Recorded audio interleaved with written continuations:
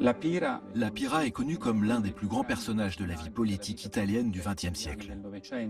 Parfois on a dit, la Pira, il est trop simple pour faire de la politique, c'est un mystique, il n'a rien à faire là. Il a été maire de Florence, père de la Constitution, homme de paix.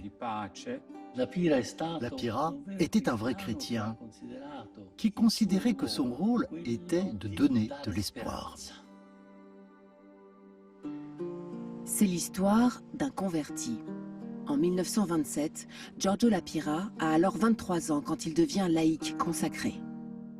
Il vit ici, au couvent Saint-Marc à Florence, car c'est d'abord dans la spiritualité dominicaine qu'il puise sa foi.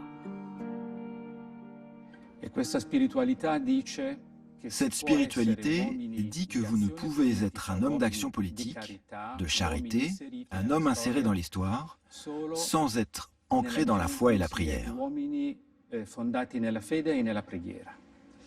La Pira était un contemplatif. Sa vie intérieure a fécondé l'homme politique, l'homme social, l'homme du dialogue, l'homme de la construction de ponts. Avec cette valeur maîtresse, priorité aux plus démunis. La Pira, alors professeur de droit romain, fonde en 1934 la dite messe des pauvres.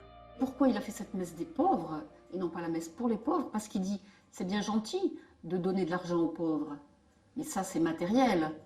Les pauvres, ils sont aussi souvent délaissés spirituellement. Il se considérait lui-même comme un pauvre. Il a vécu, il donnait tout son salaire, tous ses émoluments, il n'avait jamais d'argent. Et il a toujours dit que cette messe des pauvres, c'est là où il se sentait vraiment en famille, c'est là où il se sentait le mieux.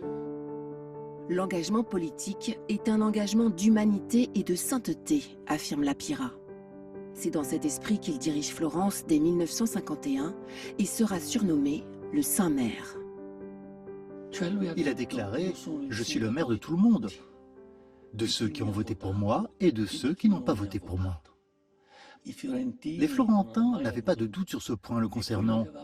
Et ce qu'il leur a fait promis, c'est un travail pour ceux qui n'en ont pas, un logement pour ceux qui n'en ont pas, une aide pour ceux qui en ont besoin.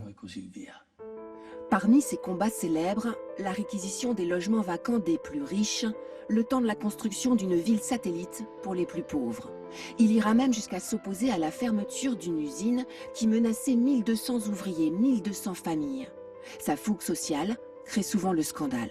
Dites-nous pourquoi vous êtes un homme scandaleux. Mais voyez mon ami, c'est une question compliquée. Parce que je ne suis pas moi-même scandaleux, c'est l'évangile qui est scandaleux. Par exemple, si je dis aux usines, il n'est pas possible de fermer parce qu'on ne doit pas licencier des ouvrières, c'est l'évangile en fait, mais c'est scandaleux. Bien sûr. Le Saint-Maire est aussi un artisan de paix convaincu. Son tour de force, rapprocher les frères ennemis.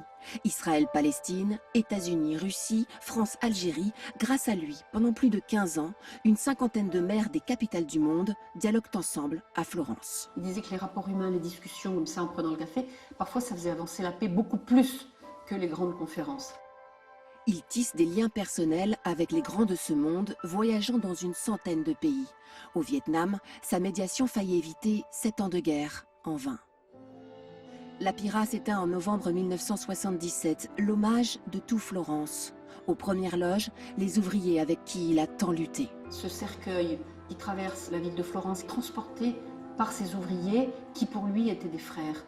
Pour moi, c'est ça la Pira.